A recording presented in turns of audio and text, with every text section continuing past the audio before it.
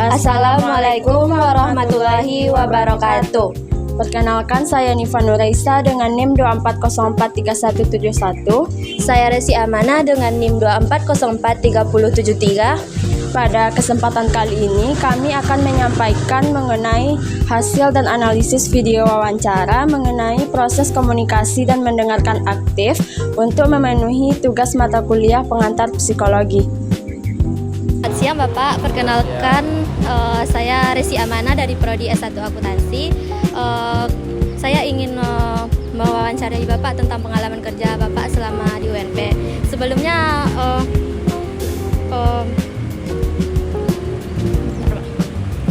Sebelumnya boleh perkenalkan nama Bapak dan apa jabatan Bapak di kampus ini, Pak? Perkenalkan, nama saya Muhammad Taufik, saya panggil Taufik. Saya bertugas di gerbang utama, securities gerbang utama ya. Sebelumnya selama di UNP ini apa saja pekerjaan dan atau tugas utama Bapak di sini, Pak? Tugas saya di gerbang ini, saya di bagian parkiran masjid ya, yaitu menjaga kendaraan yang parkir di masjid supaya tidak ada taruna yang menonjolkan, kehilangan lah nantinya ya kan. Sebelumnya Bapak sudah berapa lama bekerja di sebagai satpam di UNP ini, Pak? Sudah 2 tahun ya. 2 tahun. Apa yang membuat Bapak tertarik bekerja di UNP ini, Pak? Apa yang membuat saya tertarik?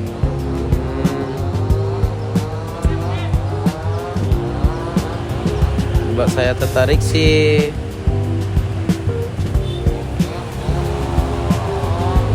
maksudnya apa nih tertariknya nih? Apa gitu yang membuat Bapak mau bekerja di sini, Pak? Ada nggak Pak gitu yang menarik dari UNP ini yang mau sehingga Bapak mau bekerja di sini gitu, Pak? Suatu pencapaian lah di UNP ini kan, karena banyak yang mau masuk kerja di UNP kan. Iya. Selama bekerja di sini ada nggak Pak pengalaman yang berkesan gitu, Pak? Pengalaman yang berkesan ada sih di seputar masjid ya, parkiran ya. Sama itu sih, kemarin tuh ada mahasiswa kemarin tuh yang kehilangan kunci motor. Yang kunci motornya tinggal di atas motor, nggak mau bertanya sama satpam. Akhirnya motornya dibawa sama di atas becak lah, dibawa sama becak. Itu kan nama lu bertanya kan, ya, itu sih kakak jadinya kan. Iya, Pak. Ada nggak Pak gitu tantangan atau hambatan selama Bapak bekerja di sini, Pak? Tantangannya itu sih menghadapi mahasiswa aja sih. Ya, terima kasih Pak. Sebelumnya bagaimana perasaan Bapak sebagai sivitas di kampus ini, Pak? Perasaan ya alhamdulillah senang aja lah gitu, bawa IP. Karena kalau kerja di bawah IP nggak kerasa beratnya gitu kerjaan kan ya. Iya Pak. Yang terakhir Pak, boleh nggak Bapak memberi pesan dan saran untuk mahasiswa yang sedang berkuliah di sini, Pak? Saran saya itu sih jangan malu bertanya ya, tegur sapa, komunikasi itu perlu itu. Jangan sungkan, boleh untuk bertanya, nggak apa-apa. Iya Pak, terima kasih ya Bapak atas waktunya dan terima kasih juga atas sarannya ya Pak. Terima kasih Pak. Baik, sebelumnya Bu, makasih sudah mau meluangkan waktu buat wawancara Bu. Perkenalkan, saya Resi Amanah dari Prodi Akuntansi. Sebelumnya boleh perkenalkan nama Ibu Bu? Nama Ibu Ayen. Ibu sudah berapa lama bekerja di UNP ini Bu? Kurang lebih 3 bulan. 3 bulan. Kenapa Ibu memilih bekerja di UNP ini, Bu? Karena di sini ada lowongan kemarin tuh. Makanya di sini Bu kerja. Apa saja tugas yang Ibu kerjakan di sini, Bu? Bersih-bersih kayak layaknya CS lah. Iya, Bu. Selama 3 bulan bekerja di sini, Bu, ada nggak pengalaman yang berkesan bagi Ibu di sini, Bu? Kalau ada boleh diceritain, Bu. Ya, mahasiswanya sopan-sopan kan, setiap jumpa pasti dia senyum. Itu yang lebih bagusnya kan. Lagian dia sering tegur sapa, nggak sombong. Berarti mahasiswa di sini baik berarti ya, Bu. Iya. Kan Ibu udah 3 bulan kerja di sini, Bu. Ada nggak gitu tantangan atau masalah yang Ibu hadapi selama bekerja gitu? Masalahnya cuma kaca yang tinggi-tinggi ini ya, nggak susah untuk dibersihkan. Ya, kita harus bersihkannya. Terus gimana Ibu menghadapinya, Bu? Minta tolong sama laki-laki kan biasanya yang manjat. Saling bantu lah. Iya. Bagaimana perasaan Ibu sebagai salah satu sivitas di universitas ini, Bu? Perasaan Ibu bekerja di UNP ini lah. Senang, nyaman. Ya, aman. Pernah nggak Ibu merasa nggak dihargai atau apa gitu di sini, Bu?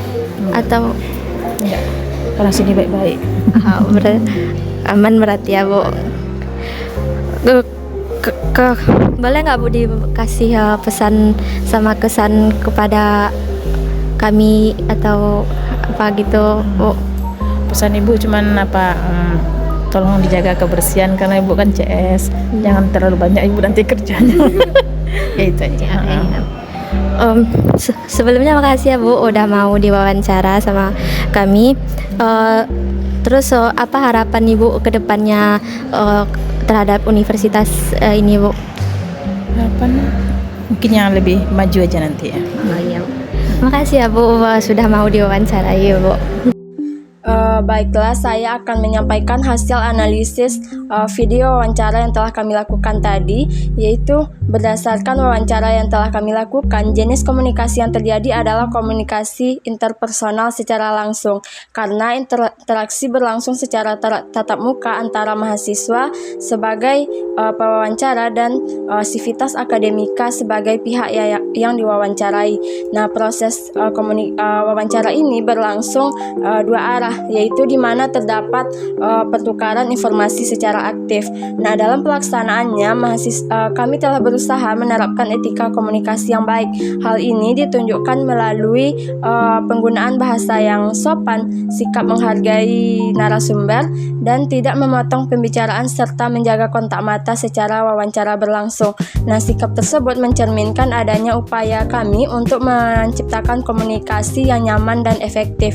Nah, namun dalam pelaksanaan tugas wawancara tadi, hambatan utama yang kami hadapi adalah banyaknya sivitas akademika yang menolak untuk diwawancarai. Nah, penolakan tersebut terjadi karena beberapa alasan, seperti kesibukan masing-masing, kurangnya waktu luang, serta adanya rasa kurang nyaman untuk direkam dalam bentuk video. Nah, selain itu, dalam proses wawancara juga terdapat beberapa hambatan lain, seperti adanya gangguan dari lingkungan sekitar, rasa gugup yang dialami mahasiswa, serta terdapat beberapa jawaban dari narasumber yang disampaikan secara singkat sehingga memerlukan penjelasan lebih lanjut agar dapat dipahami secara menyeluruh. Hambatan tersebut sempat mempengaruhi kelancaran terjadinya wawancara.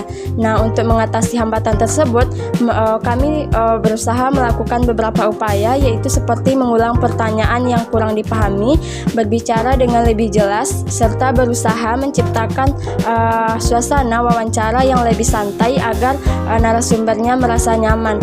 Nah, kedepannya terdapat beberapa hal yang perlu diperbaiki agar proses wawancara menjadi lebih efektif. Di antaranya yaitu meningkatkan kepercayaan diri, menyusun pertanyaan secara lebih terstruktur serta meminimalisir gangguan dari lingkungan sekitarnya. Nah, secara keseluruhan komunikasi yang terjadi dapat dikatakan cukup efektif karena pesan yang disampaikan oleh narasumber dapat dipahami dengan baik oleh kami sebagai pewawancara. Nah, meskipun masih terdapat beberapa hambatan dalam pelaksanaannya. Nah, selain itu, dalam proses wawancara, kami juga telah menunjukkan adanya penerapan keterampilan mendengarkan dengan aktif. Hal ini terlihat dari kemampuan kami dalam memberikan respon verbal seperti mengucapkan iya atau baik, serta menunjukkan bahasa tubuh seperti mengangguk sebagai tanda memahami. Selain itu, kami juga berusaha untuk fokus pada narasumber dan sekali mengulang inti dari jawaban yang diberikan. Meskipun demikian, masih terdapat beberapa hambatan dalam proses mendengarkan tersebut, seperti kurangnya fokus di awal wawancara, adanya distraksi dari lingkungan sekitar, serta perhatian yang terbagi antara mendengarkan dan mempersiapkan pertanyaan selanjutnya. Nah, berdasarkan pengalaman tersebut, terdapat beberapa hal yang perlu diperbaiki ke depannya, yaitu meningkatkan fokus saat mendengarkan, memberikan respon yang lebih aktif, serta mempersiapkan pertanyaan dengan lebih matang agar tidak mengganggu proses mendengarkan. Nah, jadi secara keseluruhan kami sebagai mahasiswa dapat dikatakan telah cukup menerapkan keterampilan mendengarkan dengan aktif karena mampu memahami isi pembicaraan serta memberikan respon yang sesuai. Namun masih diperlukan peningkatan dalam hal konsistensi fokus dan kualitas respon selama wawancara berlangsung. Baiklah, sekian video dan hasil analisis dari kami. Wassalamualaikum warahmatullahi wabarakatuh. Bye bye. I just had to let you know you're